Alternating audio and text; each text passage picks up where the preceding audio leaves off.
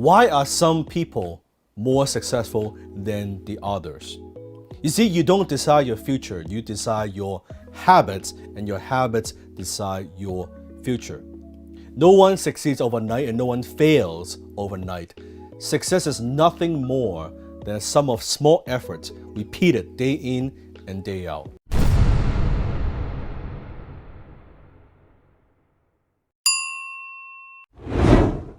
Subscribe and start the journey of creating the best possible version of yourself.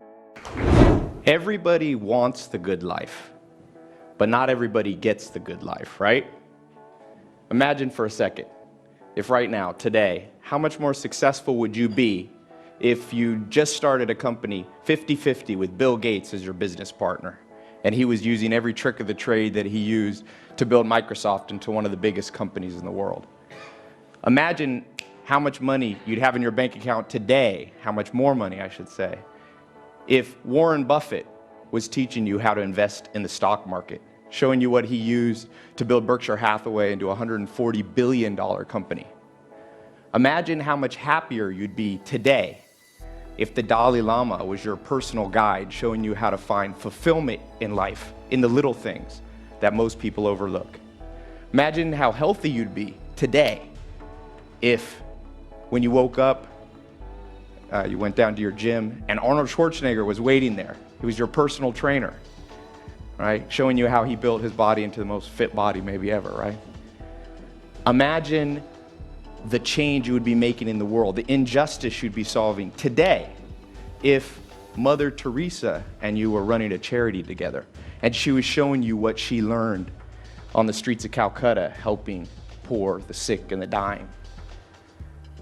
Mentors have the power to do this in your life. I think everybody here recognizes the importance of a role model. But in the next few minutes, I'm going to show you how mentors are more powerful than you can possibly imagine in their ability to transform your life. And I realized this. I remember back, I was younger, and Alan Nation, one of my mentors, he had told me, he said, Tai, he said, what did you want to be when you were 16? That's the truest version of yourself. What did you want to be when you were 16? And I remember at 16, I wanted to find the good life. You know, Aristotle talks about eudaimonia, his definition of the good life: health, wealth, happiness, love, all those things. And I remember going, it's too hard. How am I ever going to figure this out? There's so many hard questions. I'm 16. I got to figure out what college I'm going to go to, what religion I'm going to follow, who I'm going to marry, what politics, where to live, what career and path to pursue. And I had this idea. I was like, I know the perfect idea. What I'll do is I'll find one person. I thought this was so genius. It turned out to not be so smart, but I'd find one person who had all the answers. So I wrote a letter. The smartest person I could think of was my grandfather. So I wrote this letter and I was like, will you tell me how to design my life? TED is about T-E-D. The D is about design, the designed life. So I said, will you help me design my life? And I was so excited.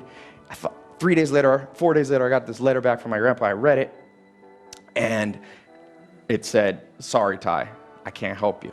The modern world's too complicated. You will never find all the answers from just one person. If you're lucky, a handful of people along the way will point the way. And I was like, right, so much for my shortcut. But 7 days later, a package came. It was books. My grandfather had a 20,000 book library, and he had sent me some old dusty ones, 1,000-page volume, 11 books. The Story of Civilization by Will and Ariel Durant. And I was like, 1,000 pages? This is too much, right? But I see now he was giving me a hint. I didn't understand it, that there's this myth that you have to go inward to find truth. But the truth he was saying is you have to go outward. If you can download the consciousness, the mindset of people who have gone before you, the smartest, the wisest, the most intelligent, the most experienced people, then you will get what you want. Mentors, your ability to copy, is the biggest predictor of the success that you will have in life. As Picasso said, good artists copy, but great artists steal, right? And I looked around, and it's interesting. Did you know Albert Einstein had a mentor? Every Thursday, he would have lunch with the mentor growing up. Jay-Z, the rapper, he had a mentor. Oprah Winfrey said she had 2 mentors. Gandhi had a mentor. Alexander the Great had Aristotle. Bill Gates had Paul Allen. Warren Buffett had Benjamin Graham. There's something here that most of us are missed out on. Next, books. Books you should see as hidden treasure. Think about it. If I told you, because as I said, mentors are great in person, but some of the great mentors are no longer alive. Shakespeare, Darwin, Freud, Mahatma Gandhi.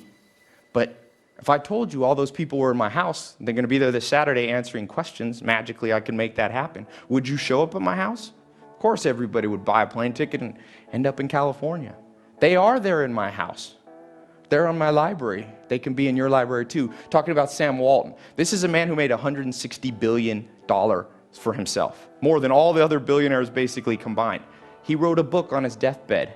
How many people have read it? It's a tragedy that not every business person's read a $5 book by a man who built an empire. But it's because the modern education system has turned people off from books. You got to rewire your brain. Let me show you a few quick tricks. First thing is stop seeing a book like a one-time event. See a book like a friend. You read it over and over. You come back, and just like friends, you pick a handful of them. I recommend you find 150 books. There's 130 million. Can't read that many, but 150 you can read over and over for the rest of your life. There's no rule either at how fast you have to read them, or what pace. I set my own pace. People say, how do you read a book a day? Sometimes I take a week. But sometimes books only have one or two things that are worth reading. In fact, most books only have that. So I flip through the pages one time. I like to go through 3 times. First time I read the table of contents to back. The second time, go a little faster. The third time, I just focus on one chapter. See yourself like a gold miner, just looking for that one nugget. Then put it back on the shelf. The average American buys 17 books a year, maybe reads 1 a month. You should read at least 1 book a week. Because remember, everybody wants the good life, but not everybody's willing to read to get it. You must read more. It's really a pleasure for me to be able to talk to you about Ben Graham. I've had some lucky days in my life, but one of the luckiest was in 1949 when I was 19 years old in Lincoln, Nebraska, and I picked up a copy of The Intelligent Investor. It not only changed my investment philosophy, it really changed my whole life. I'd be a different person in a different place if I hadn't have first seen that book. I got a bedrock of investment philosophy that really hasn't changed ever since I read the book. I may embellish on it a little here and there, but it was Ben's ideas that sent me down the right path. I like biographies in general. Biographies, I think, are really really interesting read. What do you learn from them? Well, I think you learn a lot depending upon whose life you're reading about. There are lots of lessons in there. I read Isaacson's biography of Jobs, which I thought was quite interesting.